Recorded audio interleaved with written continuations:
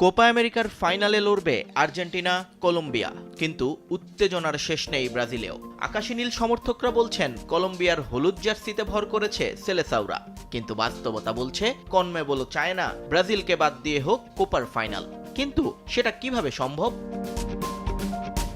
এই অসম্ভবকে দারুণভাবে সম্ভব করেছে দক্ষিণ আমেরিকান ফুটবল সংস্থা। কোপার ফাইনালে তারা 6 রেফারির 4 জনকে বেছে নিয়েছে ব্রাজিল থেকে, বাকি 2 জন প্যারাগুইয়ান।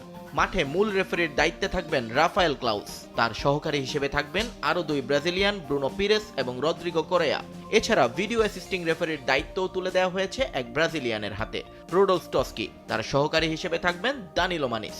তবে চতুর্থ এবং পঞ্চম রেফারি 2 জনের জাতীয়তা আলাদা, হুয়ান বেনিতেজ এবং এডুয়ার্ডো কারাদোজা প্যারাগুইয়ান। রেফারিং প্যানেল নিয়ে এমনিতে কোনো আলোচনা না হলেও এবারের কোপা ফাইনালটা হতে যাচ্ছে